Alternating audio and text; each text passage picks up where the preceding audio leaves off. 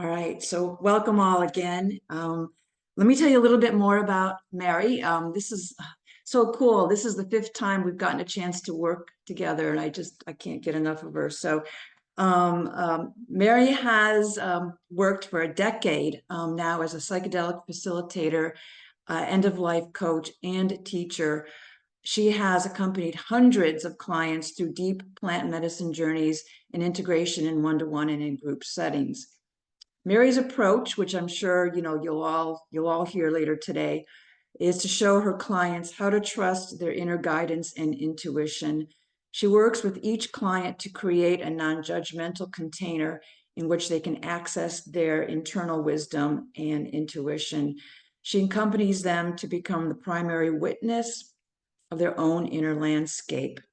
Mary supports her clients with her deep knowledge of healing practices, including Reiki, breath work, sound healing, guided meditation, somatic and body work, internal family systems, inner child work, intuitive energetic meditations, and clearing processes, which I think we'll get a chance to talk a little bit about today.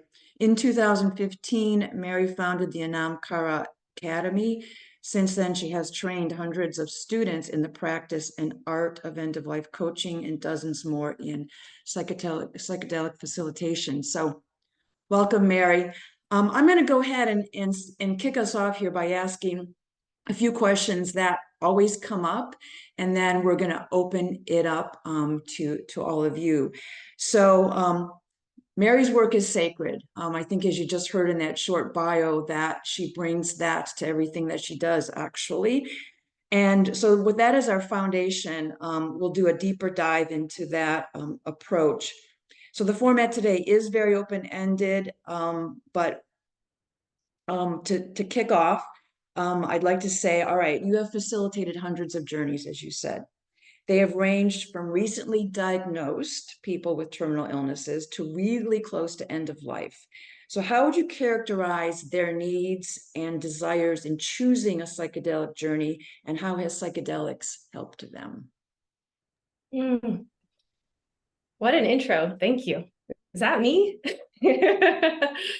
Thank you so much for that introduction. That felt really nice. So in answering the question, I work with MDMA, I work with psilocybin, both in the journey work and within the macrodosing spectrum. And I also work with, microdosing and macro, I guess, too. And I work with 5-MeO-DMT, the isolated alkaloid for end-of-life patients. And I would say it ranges. So I work primarily with people in diagnosis with MDMA or psilocybin, and I work primarily with people at the end of life with the 5-MeO in very, very, very small doses. So nothing like probably you've ever seen or experienced in the community. It's a very low and slow process. And yeah, I think people come to the medicine for varying reasons, but it's ultimately to get closer to the truth that's within them, whatever that truth is, whatever that is within themselves that's looking for a more whole version of themselves, so that they can apply that into this very dynamic, complex work of dismantling their life and learning to still live while dying. So this work is profound in supporting those kinds of intentions. Yeah, thank you. Can you speak a little bit more then about when you choose to use MDMA and psilocybin and 5-MeO? And the question always comes up, what's your dosing look like? Mm-hmm. Yeah, I don't choose it for them. So I never suggest this medicine or say, hey, I think you should try MDMA and that, this would be a good route for you. It's the clients come to me and say, I'm looking for this experience. I've heard about what you do. I would like to try X, Y, and Z. And for the MDMA, so it really depends on what's going on with their medical process at that time. So the dosage, I stick around the MAPS protocol. So I'm sure you guys all kind of know what the MAPS is, but I go sometimes a little bit lower than that. So maybe somebody that you would start off at 90 to 120, somebody that's healthy, explored this medicine a couple times and ready to go, I would start my person probably around 75 or 80. And then an hour later, we would titrate up, and titrate would be obviously half the dose, or close to half the dose that they were during the previous hour. So I stick within the MAPS protocol, but just a little, like 20 milligrams-ish lower, just to be very cautious with the client. And I also judge the dosage off of their intention. What are they looking to do? Are they looking for that reset, that I just need to kind of, you know what I'm talking about, just go to that place and rewire and come back to myself in a new way? Or are they really looking to be a participant with their body and what's going on, and they want to know, and be a participant in the work of like moving things somatically, and they want to be aware and really connected to that experience? And so doing the dosage a little bit lower would be the route for that. And then 5-MeO, like I said, it's always, that never changes with my clients at the end of life. That is always low, slow, 3 to 5 milligrams, facilitating it, waiting, having them fully arc, and then giving them another opportunity to go back in. What's a typical dose of 5-MeO? Not for your end of life clients, but I mean in general, just so. Yeah. So that's the dosage of 5-MeO I've learned is a big trickster. So I can give somebody 5 milligrams, they can go through a full experience. Then I can give a next person another 5 milligrams that's not them, and they could be like, am I supposed to be feeling something right now? And so my rule of thumb is, if you've never sat with this medicine before, I'll always introduce it to the clients low and slow. So 5 milligrams, where are they at with that? And if they're like, yeah, we can definitely go deeper, then maybe the next round will be 10. And if they're ready to go for another round of that, maybe like another 10, just to keep them in that range of 25 being a close number you should stop at. So if it's a first time explorer, I'm always going very low and slow. It is my part of my code of ethics to not make anybody surrender to the medicine, but submit to the medicine, but to teach them how to surrender. And you definitely need to be somewhat of aware of what surrender looks like for you, and it's unique for everybody. So that's in my scope of practice. And psilocybin? Psilocybin, this for people at end of life, or yes, in general? Yes. End of life, yeah. So end of life, if they're wanting to go in for this full journey and they've had previous experience, and we've gone through all the different medications and everything feels like a go, we might start off at 2.5 and then titrate in 45 to an hour later. 5-MeO DMT. What is the medicine?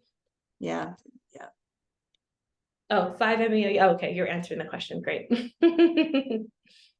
Okay, cool. I mean, I have more questions, but I think we'll go ahead and open it up. And if they don't get asked, hopefully I can come back to it later. Now, I know a couple of you in the chat had said that you've got time constraints. So if you raise your hand and have a question, we'll take you first. But yes, please do raise your hand if you have a question for Mary. I will explain to Scott. He wrote in the messages, explain arcing. So this medicine, the 5-MeO, comes on very quickly, and just as quickly as it comes on, it fully will, end. So it's a medicine that you can kind of see the full arc of it, the experience of them going into it, and quickly them starting to come back into their body. So fully arcing means they've gone through that full circle of that first round or second round, whatever round of medicine, and now they're fully back in their body, and we're having communication, we're integrating and talking about that experience, and they're fully cognitive. And then from that place, they can decide if they would like to go in again. Kim. Hi. I'm curious what your experience has been, what you've observed with serving medicine to people who are closer to death or closer to active dying? What might you have observed about their tolerance for different medicines, the dosage, any side effects that are cropping up in those folks that are less likely in people who are not terminally ill or just simply aging into the end? Okay, so the question was, sorry, I was trying to find you back on the screen. So I was like, you were talking and I was like, wait, you popped over there. So the question was, how is it like to serve them closer towards the very, very end? One thing that I've observed that's really interesting is there's, what I've experienced is so far talking on this kind of wood, no one's really as scared about the medicine experience as about like people who are not facing diagnosis. So what I've noticed is this full, like, I show up and they're ready, like, just let's go, as opposed to people who are not in diagnosis where there's more fear, right? That's coming up, and there's more of like helping them walk the plank, so to speak. And and people who are at the end of life, they've been through so much and they're just really ready to have this experience. So I've noticed a full guard down when it comes to those typical fears that I see in other people. And I see integration happening in lifetime. So, people who are not maybe experiencing end of life, they'll have an experience and go, well, okay, there's more to unpack there. And I'm going to, take some time now to integrate and dive into that. I see end of life patients, they're like, got it, done, next. Like, it's like the time for them, the stakes and the time, everything's just so different that I think it's just a quantum integration. Sorry. Oh, no, go ahead. Sorry, I didn't mean to interrupt you. Yeah, okay. Go ahead. Yeah. And, I see people who are actively looking for this experience typically have this way of carrying their death that's a little bit different than people who necessarily not there. They understand, like, there's this emphasis on the sacred.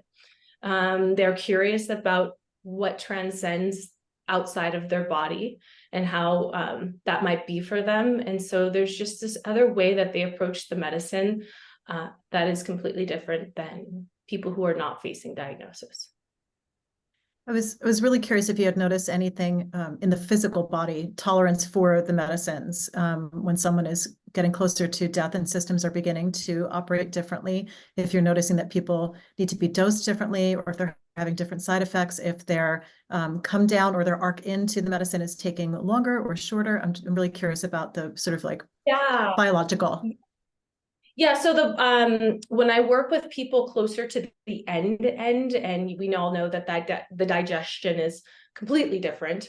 I'm typically not working with them with digestibles. I'm working with them with the 5-MeO DMT, so that there is no barrier. They're in it. I've had clients describe it in the middle of their journey as better than morphine, which was very insightful. I was like, oh, interesting, very cool. And yeah, so there, towards the end, I don't know or see with the digestibles what that could look like. And people who are maybe just in diagnosis, I haven't seen any huge variety or anything to kind of take note. I think everybody kind of has their own way of processing different medicines. And so I haven't seen a huge difference in that breakdown. But that doesn't mean it's not there and it hasn't existed in other people, but for what I've seen so far. So Mary, perhaps you could answer one of the questions that came up in the chat, because it's relevant to the 5-MeO. My understanding is that it is smoked. How do you administer this in our palliative end-of-life patients? Yeah, so it is smoked, and I'm doing it very gently, and I'm doing it hopefully with their care team. And if I can, my best case scenario is I have the doctor on board, I've got the full care team on board, and everybody is knowing what's going on. But the 5-MeO DMT I have, it's like a Sherlock pipe, glass pipe, and it has a porous lava stone in the middle. And the 5-MeO is a white powder, and I have very tiny measuring spoons, and I measure out the dosage and put it on the porous lava, and I will put it towards the client's mouth, and sometimes we'll have practice runs without lighting the medicine so that they can kind of get a feel of how to do it. And once the pipe is administered and on their lips, then I will light dramatically far away, because you want to introduce the heat very slowly so that the medicine melts onto the lava rock. And then once it melts, I then put the flame close to the lava rock and say, inhale, and they inhale, and it's a white vapor. So I've given this medicine to people with lung cancer. So it's just a white smoke. So unlike the Bufo alvarius secretion from the toad, where you'll see it as like a black smoke, this is the complete opposite. And then they take it in, they can hold it in as long as they want, or whenever they're ready to release it. And then typically I'll have them just lie down right where they're at, and they're in a comfy space. Yeah. Thanks. Let's go to Branda, and then I'll come back and give you a couple of the questions from chat. So Scott, then you'll be after that. So Branda. Hi, thank you both Chris and Mary for doing this today. My question is really similar and along the lines of Kim. And I realize that my context is a nurse. I'm actually a nurse, but also going into death doula training. And I'm wondering, when you are administering medicines as people are getting really close to passing, when I'm dealing with dying patients, there's a lot of physical symptom management that's going on. And so I'm wondering about people that are in intense pain and perhaps on narcotics, or they're having other, nausea, breathing issues. How do you mediate that with either they're on meds for symptom management, as many people are, or do you have them not take their medication? Or what do you do in situations where there are just physical bodily symptoms that come up with someone who has a system that's shutting down? How do you manage that in your sessions? And thank you. Yeah. So that kind of client that you're speaking of, there's a high agitation, they're needing to be heavily medicated. That wouldn't necessarily be a client that I would say would be eligible for this kind of experience. Yeah, so there's a lot of reasons why I can't serve this medicine, and anybody that's in that kind of state, it wouldn't necessarily be serving them. And I think it would be very confusing for them and disorienting. And so then that's when I come in with the sound healing. And that's when I come in with my Casina, which is like the goggle light system that puts them immediately into a psychedelic experience, and they can take it off whenever they want, be like, oof, crazy. And maybe we're working with cacao, or maybe we're working with kava, and we're doing a lot of Reiki work. And so there's a way to reach that medicine even in that agitated state. And sometimes, the people will be really agitated and the body will be very rigid. And so immediately, like my first go-to, before we even open up the space or have a conversation about like what to do, I'm immediately putting on music from their childhood or from different times in their life, just to kind of set some sort of frequency foundation. So I've done Reiki to Frank Sinatra. I've done Reiki to Tony Bennett. And so bringing in that music as medicine can support that agitation and that kind of physicalness as the body is dismantling. So that would not be a client that I would probably serve psychedelics to, but I would definitely be in service to that client and finding a way to support their nervous system. Okay, thank you. All right, let's take a couple of questions from the chat. Dennis asked, tell us a bit about discussing intentions in this type of setting. Yeah, so this is something that I am really paying attention to from our first intake call. So I'm really interested in what has brought them to this decision. And what I'm listening for is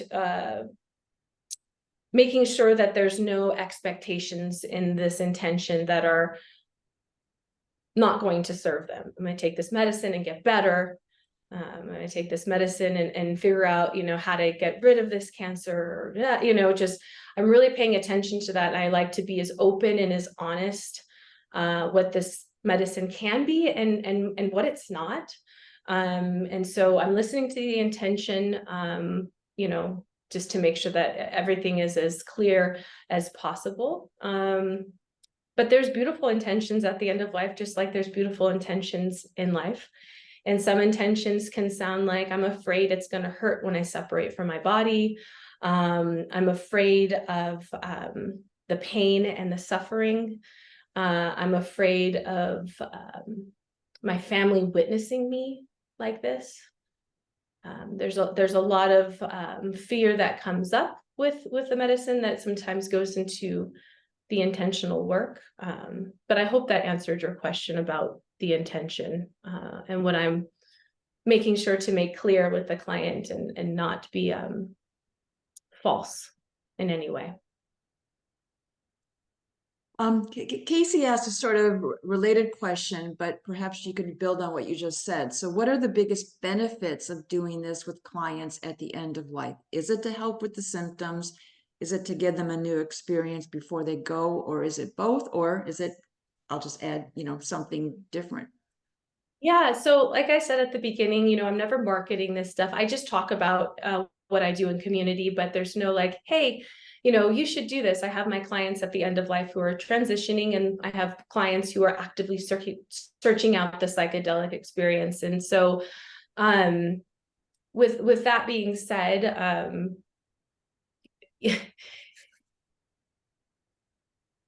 Chris, can you repeat that question real quick? Right when I was answering the question, I heard my baby scream. And I was like halfway answering the question, and then I heard my whole body like vibrated with like, okay, is he okay? Yes, Mom. Okay, what are the biggest benefits of doing this with clients at end of Yeah. I mean, I think the biggest benefit that I see witnessing them is a lot of repair. A lot of repair can be done through the family that is actively participating with this experience. So I've served families. But for the individual, what they're able to do is take back a little bit more information of whatever their healing is at that point, and they're able to kind of transcend their body and find meaning and then come back and bring that back. And that sometimes changes how they feel about end of life and how they feel about the family that they've, is around them. And sometimes it changes some of the perspectives that they have about themselves. It brings in a little bit more compassion that they have towards themselves at the end of life. I've seen people that I've served, and they've never done psychedelics, and now they've actively sought this experience for themselves. And one man was like, I wish I would have done this sooner. And so I just see a great deal of appreciation and a lot of healing benefit from this experience. All right, let's hop over to Scott.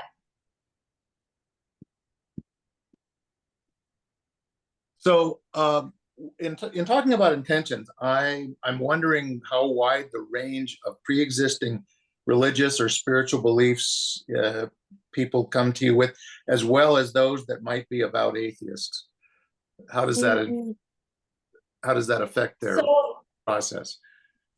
Yeah, I haven't served an atheist yet, so I can't speak from that perspective yet. Interesting. I've been asked that question though, and I have the same answer. I haven't served one yet. Maybe there's one on the way. But I have served Hasidic Jews at the end of life. I've served Catholic. I've served Buddhist. I've served Christians. I've served people who are just on a spiritual journey and have their own relationship with how they describe God. And I think what I can say about that so far is it just brings more of what they already believe into who they are. It seems to deepen their prayer, whatever that prayer is directed towards. So, if somebody's Christian, I've seen them really connect to Christ consciousness in that experience and connect with that holiness and that unconditional love. And I've had a woman, holding her heart and praying to Jesus in a deep medicine experience, and is very religious and very connecting for her. So what I've seen as far as like the religious aspect is it just kind of deepens that for them, whatever that is, whether it's the Jewish faith. I haven't seen a faith change, just deepen. Okay. Have you seen, Mary, anybody overcome some of the fears that religious beliefs instill in us? I have a woman who I'm going to be serving next weekend with just this perspective. She has some religious abuse in her life, and as she's ending towards the end, she's got a lot of people in her life that I'm fairly convinced they understand everything about religion, and so she's really struggling with this piece, and more to see what happens with her in the next week. But yeah, I do see a little bit of this dance between religion and psychedelics, and if I can give one perspective on what I'm coming to realize is true for me in this, as there's an interesting perspective that religion has, which is trying to define the undefinable. And there's like the same perspective that psychedelics has, where we're trying to define the undefinable. And so I think both areas are really just curious seekers, whether it's through the religious perspective or the psychedelic. We're all just trying to get closer to the truth and home. Right. Suzanne.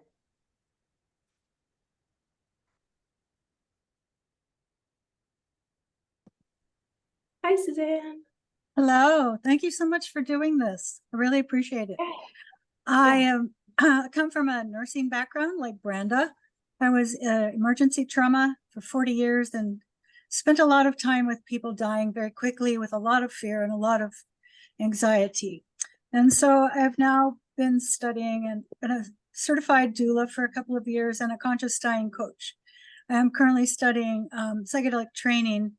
Not complete yet, but I am working with a few people kind of in community that are in either latter stages, life, and a couple with some terminal diagnoses who have had some journeys. And my specific question is around your work with microdosing, and maybe if you have some resources for me to look at, because I have been noticing something that's becoming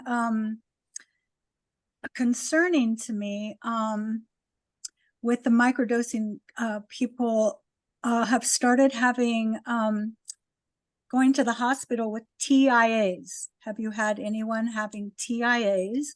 And do you know of any research on the effects of microdosing? I know it hasn't been going on a long time, so we probably don't have some long-term studies, but I'm concerned, as neurons expand and form new pathways, and then you have someone who has, pretty set default mode and also the patterns within their cells and brains. When somebody starts having repeated TIAs, your next big concern is a major stroke. And have you had anyone in session who has had a major adverse reaction of like a stroke or anything like that? Beautiful. Thank you for your work. And no, I've not had anyone experience any TIA, nothing happening with the blood or anything like that in my personal experience. Before we even get to the microdose and before any medicine, I work with the spirit pharmacist. I'm sure you guys know who Ben Malcolm is. And he works with my clients to do intakes. So I'm just really making sure that the medication and what we eventually end up deciding to do is compatible or not. I think through that reduction or that portal, we can kind of reduce a lot of risk, but I haven't had anyone have that experience. And a resource for microdosing, well, I'll have to say, is the company that I'm the head of operations for, which is Mycology Psychology. I grow the mushrooms myself. We encapsulate them all under one roof, dry them under one roof, and it's really ethically done. So there's no mushrooms that have been contaminated, or we have our eyes on every single one. And we go even further with that. We sing to the mushrooms, we play music to the mushrooms, and we have a huge collaboration with them before the product reaches the client's hands. And we work with different milligrams. So somebody at the end of life, for me, I'm always working with 50 milligrams with that client, very low. And so if the 50 milligrams, they're like, yeah, I can definitely up it, then I'm like, cool, take 2 of the 50 milligrams. And so we can kind of work our way into getting comfortable with the medicine and seeing how it works with the body. And then I also incorporate the caretaker or myself to check the blood pressure throughout the microdosing journey, just to see if the blood pressure is changing. We want to know the physical effects as we kind of start this journey together. And so monitoring the body is a huge part of the process as well. And usually the caretakers are already so educated on how to take blood pressure, and that's all available already to them, that it's a very easy process for them to be aware of. And then we have a running sheet just to kind of write things down and monitor what's going on. What is the name of the business suspension? I'll drop a link about that. All right, Michael, you had put a note in the chat. Did you want to speak to that? Sure, I like speaking. Thanks, Mary. It's good to see you again. I just Good to see you too. I just opened up an alternative route of administration for 5-MeO-DMT that has been really workable and really palatable and less crack pipey, or chasing the dragony, or less troublematic that way.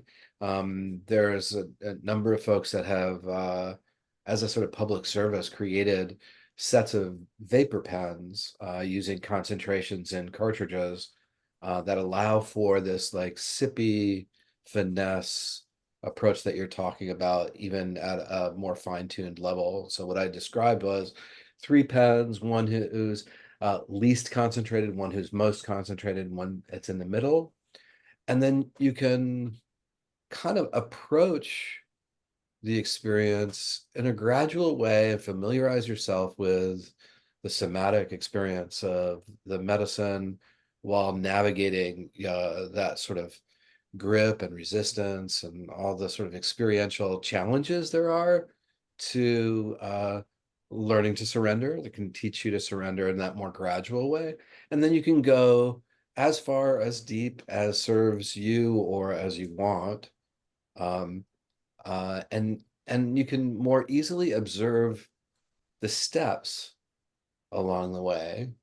And then you can be in this medicine, not for 10 to 15 minutes, but actually you can stay in the medicine for a period of like an hour or so, and then it clears. So for me, to be able to journey over an hour, a little bit longer with a partner or a client is a softer, more gradual, more open, but equally deep approach. And where you get those vape pens is through relationships of trust, not on websites and stuff. Although I'm sure there's people who are kicking them out there to make money. Do you know what else is in the concentrate to make it vapable in that way? Like what else is in the material? There are communities of geeky, nerdy, techie discussions about optimizing for benignity, if that's a word, the carrier molecules. And because I haven't gotten into the technical elements of creating it. There are a bunch of people who are really geeked out about that they're into it. Yeah. Right. But I don't know. I'm interested in them. Yeah, but I would have to know exactly what's in it and get super geeky with the geekies and know. And if it was like all good to go. I mean, it's really why I have a lot of reasons why I switched over from the secretion to the alkaloid. But one of them was because there's only 15 to 29% of the alkaloid in the bufo secretion, and everything else is toxins that is very familiar to the toad based on their environment and their predators. And I was like, well, I can't accurately dose somebody at the end of life and tell them what I'm giving them. So yeah, as long as I can get geeky and we have love for toads. Yes. Well, no, yeah, there's many reasons. there was like a good 8 reasons why, and love for toads was number one. Thanks. Thank right, you. let's get Becky's question here. Is there a minimum age? I lost my 14-year-old granddaughter, sorry, Becky, to cancer last year. Her parents may have been open to the discussion if I'd had the resources. Yeah, I think every facilitator has their own like scope of practice and what feels right for me. For me, I wouldn't feel comfortable serving a 14-year-old. It just wouldn't feel right for me in particular. That's not to say there isn't a facilitator out there that might feel comfortable with that. But it would just be a little too outside of my comfortability to do that. And as a facilitator too, you know, I have to be a full yes. And if there's any phrase of no, and I don't even have to understand what that phrase is or do sit down here, I understand why it is, but if there's any feeling in my awareness of like, that doesn't feel right, then it's just always, I just always say no. Yeah. Yeah, thank you. Let's go to Tatiana. Hi, Mary. Good to see you again. Thank you so much for being here. I wanted to ask you a question specifically on that, what you were just talking about. And if you could talk more about screening people out. Sorry, there's construction, but for issues other than medical, like how else do you discern whether someone's a good referral or whether the family system is, you know, a system you're going to bring this medicine into? Thank you. Yeah. So there's a whole intake form that I send to my clients after we have our initial conversation. So there's an initial meeting via Zoom or phone, and we're just getting to know each other. And all of my people are referred to me through trusted vetting process. So if we've made it to that phone call, I'm already comfortable with the resource and how we connected. So I feel good about that once we get in front of each other. And then there's a whole intake form that goes over the spiritual, that goes over the physical, that goes over the energetic. And once I send them that form, I go over it. And then we have another intake call close to when the ceremony is. And that's where we dive deeper into the answers on that intake form. And then the intake form also has a link to the movie, and I think I've talked about it here, and I'm sure this movie isn't new to many people here, but I send them also a link to Samadhi 1. You can find it on YouTube, and it's just really good, thought-provoking, processing stuff, psychedelic porn, if you will, just to kind of get them in the movement of where they're going into this journey space of the unknown. And family dynamics. So say we've gone through all of this, and it feels good, but we also have cousin Ted from Tennessee who's like, no way, I'm a preacher. There's just, this is wrong. We can't abide by this. We can't give grandpa, and there's that dynamic. That dynamic will be a consideration for me. If that person isn't this a person's immediate caretaker, then I have a little bit of more comfortability with it. But if that person's the immediate caretaker or around this person on a consistent basis, we've got some things to consider, because I do not feel comfortable leaving this person to integrate at, they have to be supported by other people. If they're integrating around somebody who's not supportive of this experience, that could be more damaging than healing for them. And so I have to make sure that their environment is fully supportive and understanding of what they're actively seeking. Oh, what is the film for reference? I'll send you guys a link. How about that? All right, Catherine, you want to go ahead and ask your question? Yeah, thank you. So Mary, if it's at all useful, I'll be really brief. I practice out in Portland, Oregon. We tend to be more of a godless bunch out here. So all of the folks that I have done this with are consider themselves atheists. And what I feel like I see with them is in almost every single case, they connect to something bigger, a system, an energy. They may not call it God, but it deepens their sense of being part of something much bigger, which then I think helps them in that. I think often part of the goal for them at end of life work is to help them practice releasing into that. And there is often an increased sense of there is something I'm releasing into. So that's all. I just wanted to offer that if it's useful. Thank you. Thank you for that perspective. Question in the chat. What is the strain of mushroom you use? Yes, so we work with gold caps and we work with white caps, and in a variety of forms. So we have different blends, but I'll say we work with truffles, we work with blue meanies, we work with ape, we work with shakti, a variety of different mushrooms in our blends. And so we keep the gold caps. We call it our sun blends, and we keep our white caps, and we call that our moon blends. And so, you know, we've been navigating like this mystery of like the medicine, and we found like the gold caps tend to be more sun, more masculine, more in that kind of energy. And we're finding that the white caps are, you know, even when you grind them up, they are so different. They're really white, they're really fluffy, they're really feminine, and they kind of carry this different essence about them. So those are the variety of the strains we work with. So there was also a question, where can you get those vape pens? As I understand it, you're going to have to know somebody. Yeah, I don't know. I'm not quite sure where to get the pens at, but I think where did he go? Oh, did he jump off? I think he jumped off. Unless he turned, yeah, he might have. Yeah, all right. Sorry, Jane. Then, okay, so here's a really good question that does come up often. Do you ever take someone without a referral or a reference, and what else might you do to protect yourself? No, I don't. I know.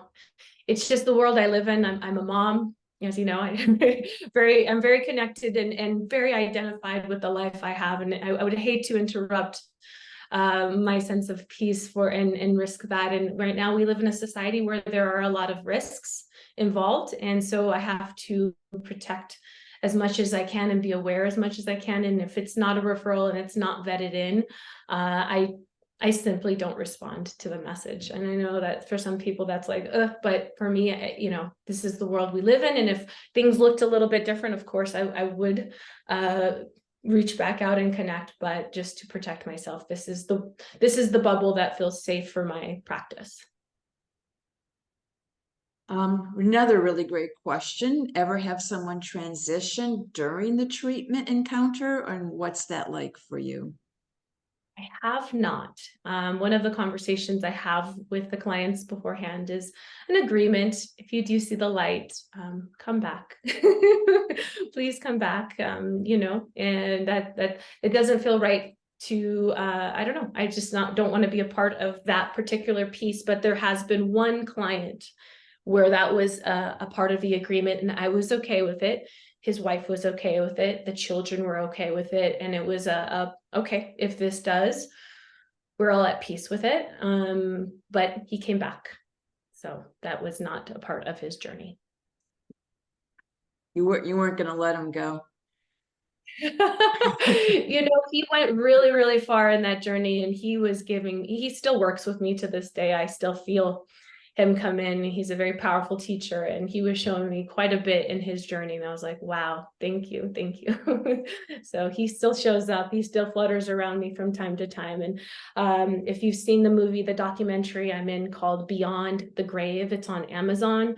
You will see parts of his transition. There are we had permission to use some of his pictures from his transition, and you can see his soul physically leaving his body in these pictures. Wow. That's amazing. And by the way, I'm going to make sure when I send out the recording, I'm going to put all of these references that Mary has made into them. So another really great question from Neil. Working closely with the gay male community, I encounter more and more men who have lived many years with chronic HIV and growing older, encountering other diagnoses like cancer. Is there a concern with interactions with the antiretroviral medications, if I said that right, Neil, when working with plant medicine? I haven't worked with anybody with HIV. And what is this type of medicine? Like, I'm trying to look it up. Can you be more specific what this medicine does? Is it a, what is its purpose? Is it like an SSRI, or is it a No, to keep it's inflammation Mary. down? Yes, thank you, Mary. What's it for? It suppresses the viral load. So for many of these clients that I work with, it's what's kept their diagnosis at the HIV level as opposed to transitioning into like a full-blown AIDS. So there's a plus and a minus with that. So people are not dying from AIDS today in most of the privileged Western world. They're dying from other issues that HIV negative individuals are. However, they're still taking these HIV antiretroviral medications to keep that viral load suppressed. So my question is, mostly with psilocybin, have you run across, and I think you answered it, you haven't worked with an HIV positive client. So yeah, so my first thing would be immediately we're doing an intake then with the spirit pharmacist to see what is going to be beneficial. I would recommend, if that's like a top of the list question for you, I think that question does deserve an answer. I would reach out to him, and I'll send a link right here. And he does do one-off, like he has a membership plan, and then he does do one-off questions as well. So that's his, oh no, sorry, that's not his link, I apologize. Oh, why is this? Oh, this is so weird. Spirit. Yeah, spiritpharmacist.com. Yeah. Here's the link right here. Sorry, I accidentally put the Amazon, but that's him below. If you, yeah, I think that does deserve a real answer, but I don't have it, unfortunately. okay, I thank you. I appreciate But I that. do have, but to go into the community, that community is really big on my mission to make sure, at least here in Los Angeles, I work with a hospice called Golden Gate Hospice. And one of our outreach is really to get out there into that community to make sure that they are not stigmatized, to make sure that they can have the highest quality death that they're looking for, to make sure that there's really safe and compassionate places to where they get the best kind of death that they're looking for. And so it's part of our, really big part of our mission and outreach is to support that community to the best degree. Well, as a member of that community, I want to thank you.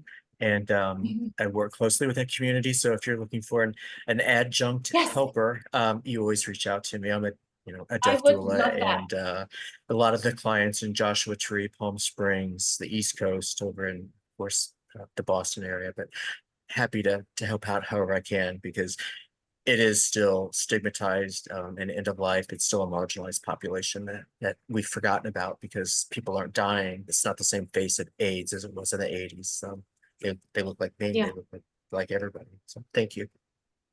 Thank you. And I would love to connect. Absolutely. All right. Next question. Do you recommend or not the use of LSD? You know, at the end of life, it's just never flooded to the surface. That doesn't mean that it can't be useful. I have a lot of benefits with LSD for myself. It's just not in my practice for end of life care.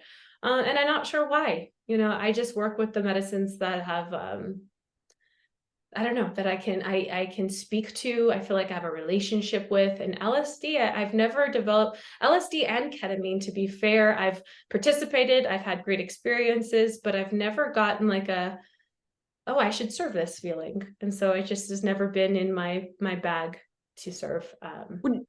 Would you say, I mean, if you had psilocybin, you had LSD, and you know the LSD journey is going to be much longer, wouldn't you, and I don't mean to answer the question for you, but wouldn't you select psilocybin anyway? Yeah, I would. Yeah, that would be my recommendation. And my answer would I mean, it would sound just like it sounded right here with you, you know, that's what I would explain to the client. Yeah, okay. Well, Mary, how are you on time? Because, you know, yeah, we started a little bit late, so I'm good for like another 15 minutes. If you guys have, if you need another 15 minutes, I'm good to stick around and continue to support. Thank you. So I'll ask a question because I'd had this from before. You know, when I talked about all of the different kind of holistic practices you bring to bear with your clients. I'm curious, what do you do maybe in preparation? What do you do during the journey? I mean, you gave one example in a different call where you had the sound bowls during the actual journey, and then in the integration. How do you bring all that in, and when do you bring that in? When it's being called upon. So in our intake, I'm really gauging the person's their tool bag as we're doing our intake, trying to understand, what are their practices, what are they familiar with? And in our intake, we might start talking about inner child work. We might start talking about self-love work. We might start talking about exiles and protectors and managers, and starting that framework. And we also will start our breathing practices in our intakes. So we get really familiar with using the breath. And so I'm just weaving it as it comes up. And I'm also listening to their prompts and their cues, the things that they're saying, to kind of reflect back in their own language. So, maybe internal family systems, how it's set up might sound a little off for them, but they're more into like the spiritual aspects of these different archetypes and ways that they relate to the world. So I'm really listening to their language and then weaving in things however I can. And so that starts from our intake, and then a beautiful practice that I start them on beginning and during and after would be the Buddha soft belly technique, which is just softening the belly. That's it, softening the belly like you had too much to eat on Thanksgiving. And we're just practicing that during or before, during, and after, because in the experience, when I start to see the body maybe protect itself, or they're using words like it's a lot, or I can just feel this, deep ungroundedness, they'll just hear me say, soften your belly. And I'll watch them soften the belly, and the state changes and things kind of ripple out. And so that Buddha soft belly technique is one that I weave in throughout the whole time, and it's really supportive. And I've witnessed how that supports people on their deathbed as well. I've weaved that all the way through to the very end. I was working with a woman who had never been in any spiritual practices besides Judaism. She never did breath work or somatic things, but very much in her faith. And when I talked about earlier, it just made her prayer deeper, the psychedelic experience. And that's what was it like for her. That's what it was like. And at the very, very end, she was on her way to the eternal sleep, is what I call it. So just in and out of consciousness, very much in a deep sleep most of the day. And I was visiting her, and she had her eyes closed, but she could talk to me still. And she was saying how she was just getting very nauseous. And it was very, very scary, this realm that she was entering. And so I just said, do you remember the Buddha soft belly technique? Follow the breath. And she goes, oh, this breath. She breathed out, and I watched the belly settle, and the nausea was no longer in the forefront. And that was the last thing that she said before she entered that eternal sleep, was the softening of the breath. And it was beautiful to have her practice that the whole time. And I worked with this woman, by the way, for 1.5 years. Before her, my longest client was 6 months. She was my longest client now, 1.5 years. So I worked with her in diagnosis. I worked with her during the active and dying. And then I actually worked with the family to help them coordinate a beautiful celebration of life for her at the end and supporting their grief. So she was one person I can show, that active thread and how it supported her during the end. You had a really great story about Reiki, that you were with a client in the hospital, and there was the nurse there. Can you share that? Because that's a great story about how we all have this ability within. Yes. I mean, one of my, sorry, I'm just copy and pasting Neil's information. Okay, got it. Thank you, Neil. So yeah, I love working with the hospice nurses, and they're always really curious when we come in as the death doula. They're like, what are you doing? There's just like this natural curiosity.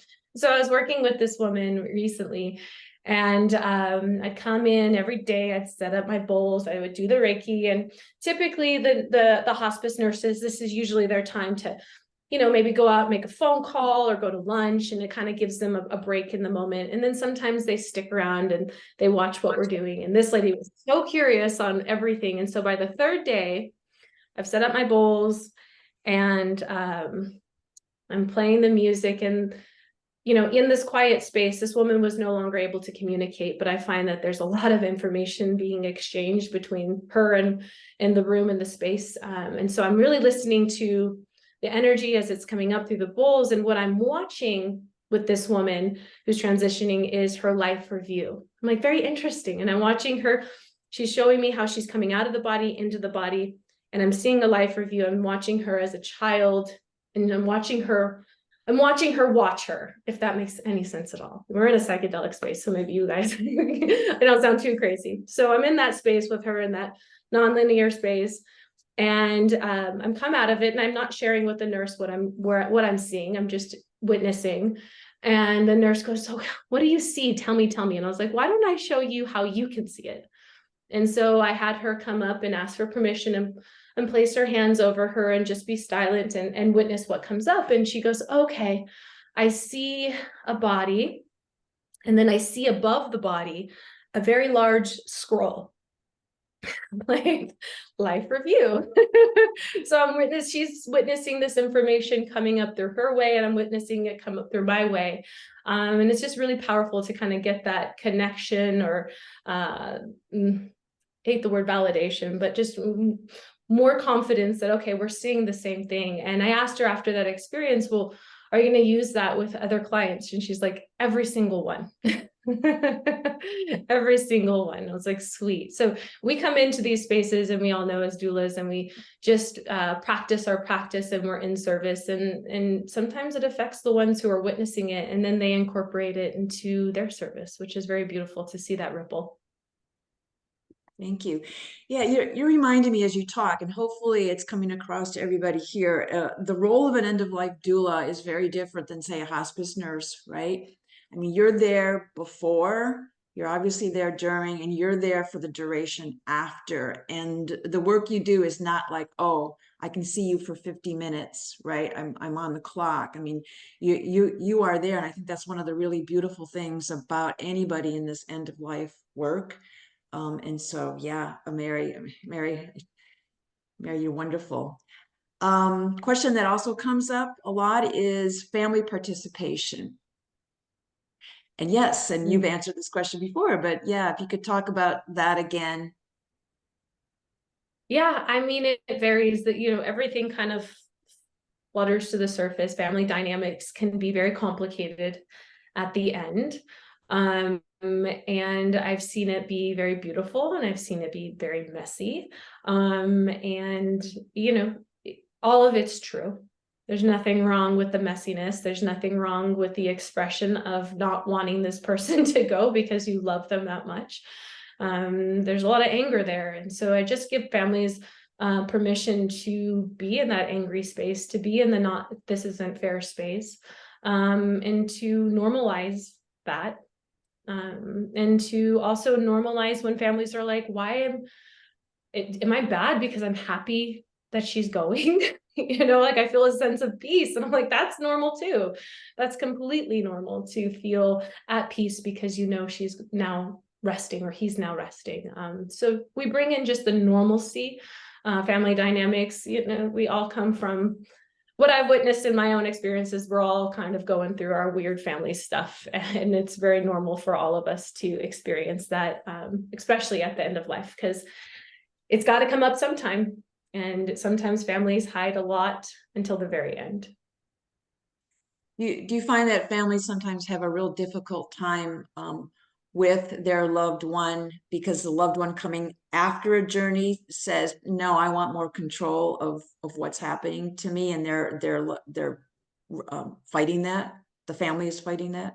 Yeah, I haven't seen like too much of a struggle with that. I think the families that I've served so far are just really like, welcome, come back, like, what do you need? How can I support that? Yes, like all of it, please. And so it's been very welcoming. I haven't had a family fight for like the expression of control or anything like that after a medicine experience. But I have, one thing that is kind of in my doula bag for all the doulas here. So say you have a family that is around somebody bedside, and I find this often, no one's really kind of thinking, but they're talking about the estate and the house and the money and the finances and what happens when this person dies. And maybe there's some heated arguments or some elevated voices or some energy that's a little kind of frustrated. And it's around the bedside. And so I'm a doula, and I'm like, I know the subtle energies are here, and this person can hear even if they can't talk. And so what I do is I put, I'm sneaky. I'll put a thing on the door that's an invitation for them to click on this a scan code and listen to a meditation to ground themselves before entering the space. And that tends to help, by the way, with them entering the space and the family kind of collectively unifying before surrounding the person that's transitioning. So I have my little ways to kind of help with the family dynamics without making it a thing. By just posting that on the outside of the door, it seems to work pretty well. Anybody else have a question?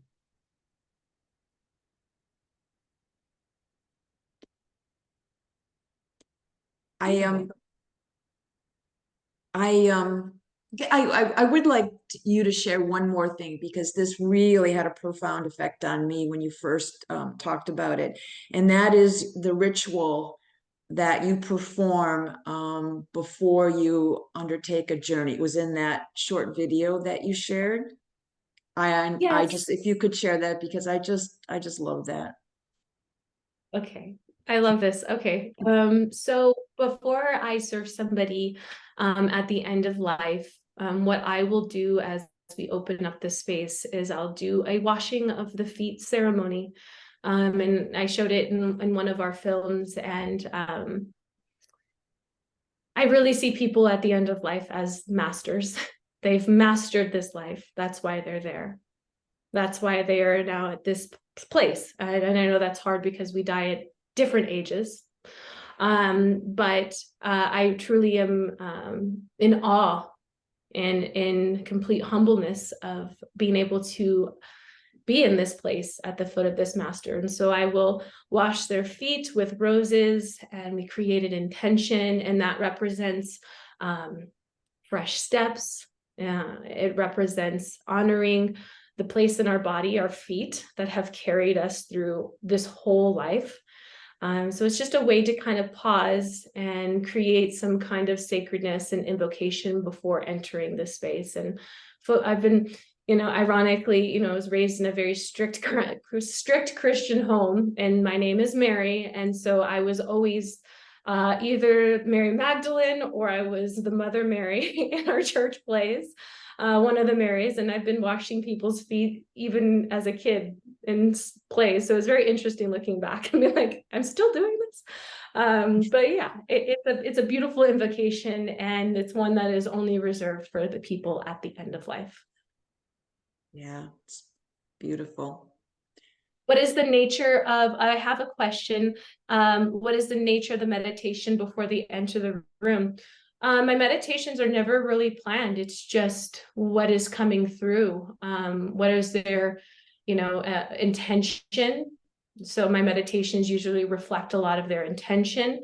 What is their, if there's any fears that are coming up, the meditation will reflect and address that to kind of support that. So my meditations are channeled, and each client gets a different one before they enter the room. All right, one last chance. Like for me, questions? the meditations have sometimes been really beautiful and open and etheric, and And then sometimes the person that I'm working with, you know, this one woman that comes to mind, she was a tomboy all her life, never had kids, lots of dogs, likes to drink beer with the boys and fish. Fishing was her thing. So I took her on meditation on a fishing boat. So just to kind of, you know, I always like the meditations to really be the essence of the person I'm in front of. Great. One more chance. Anybody got a question?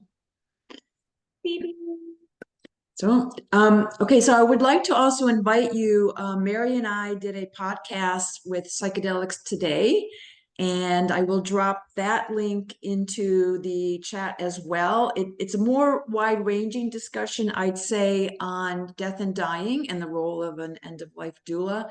So different. I think we dove into a lot more specifics of the work that Mary does. But if you're interested, like I said, that link's in the chat. Well, with having said that, Mary, I bow to you again. And yeah, thank you all. Thank you for bearing with me for the technology glitches, but thank you. Thank you. Ciao, thank you.